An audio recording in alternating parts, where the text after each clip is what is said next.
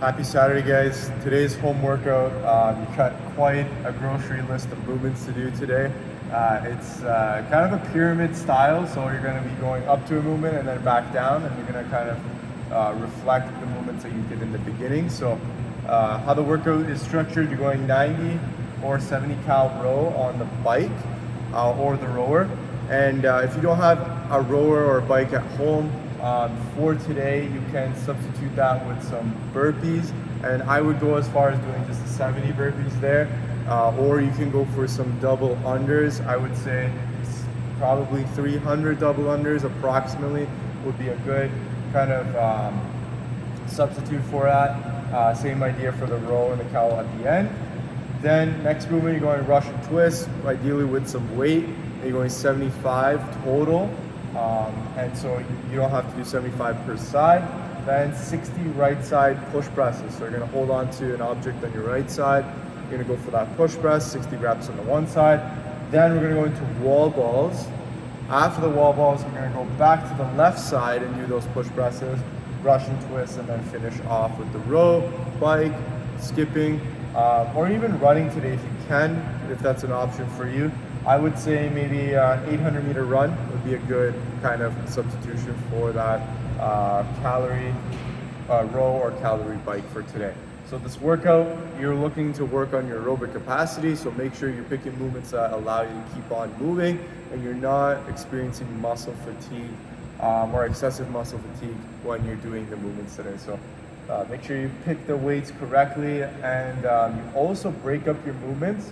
So even with the right side or left side dumbbell push presses, maybe you're doing 15, take a break, then do another 15. Don't try to do a max effort set on your right side and then not have the same intensity when you go to your left side there. So think about that when you guys are doing this workout. Ideally, you should finish within the 30-minute range there for today's workout. After that, our afterburner is a 2-minute low back stretch followed by a 2-minute pancake stretch. Really trying to stretch out the low back and then get the groin with that pancake stretch there against the wall. And that's a good way to kind of get yourself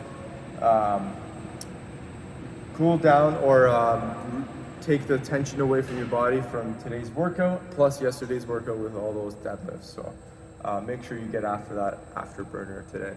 Hope you guys enjoy the workout and the afterburner. We'll see you guys next for the warm-up video. Where do you position your rope for your burpees? Then from there, you're going to go into your burpees. So 3 to 5 burpees, finding that rhythm of what the speed is going to be. Are you stepping into it? Are you jumping up for it? Play around with it. What works for you? Okay? So for the push press, remember it's one continuous movement, so you're not re-dipping in the knees. Just make sure you squeeze those glutes, lock out those knees as you extend straight up. So if you're going single object, you can go 10 and 10 per side here. With that dip and drive, remember, as we're coming down, we want to stay nice and vertical. So we don't want to deviate that back angle at all. We want to keep it nice and straight, almost like as if I were leaning against that wall and I'm just going down with the length of the wall there, so I'm staying nice and straight. So think about that, guys. You're dipping down, staying nice and tall. Weight is going to be a little bit more in that heel as you're coming down. On the way up, guys, you're driving hard through the legs. As soon as we extend those legs, those knees, we're going to be driving that weight overhead. And again, once we're over here, squeeze your shoulder blades together, make sure they're backing down before you start that next rep. You can go continuously or you can stop in that front rack position if you need to reset. Remember, you're going to dip and drive up. As I'm bringing it down, it's about an inch off my shoulder, about a centimeter there. I'm going to start dipping down so that I can start my next rep. So control the way down, getting ready, dip, going into that next rep. For that Russian twist, what we want to get into is that kind of hollow body position, but almost a little bit higher off the ground. So we're kind of sitting on that butt area, the lower butt there.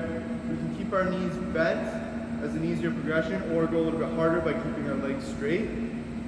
With that object, what I want you to focus on is trying to twist the body towards the direction that you're going towards. So if I'm going towards the left, I want to twist that shoulder, both shoulders towards that direction, and not necessarily just move the object in that direction with my arms. So to really get the most out of this exercise, guys, really try to twist your shoulders towards the direction that you're twisting towards, and then back into center. Same thing on the right side. 9 reps there, guys. You're going to use a weight that you can go unbroken, but not too fast, so try something that will challenge you a little bit. Then you're going into your wall ball, so grabbing that soccer ball, that basketball, volleyball, whatever you got guys at home. If you got something, if you don't have a med ball per se, okay? So going into your target, so maybe it's the side of your house, guys. Trying to throw it as high as you can. Then back into that squat, okay? Or if it's a heavier object, try to be consistent with your target. If it's light, high as possible. If it's a weighted object, hit that target. Hopefully you guys hit those 5 rounds. Let's cool off now with some mobility.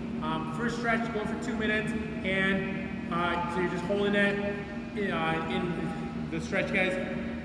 For this stretch, again, it's the low back that you're trying to emphasize. So you are gonna round your back. You're gonna start by being in the seated position. Bring your heels together. Depending on your flexibility, see if you can get your arms underneath it. But if your flexibility is a little bit tight, you can grab your toes, pull yourself slightly forward.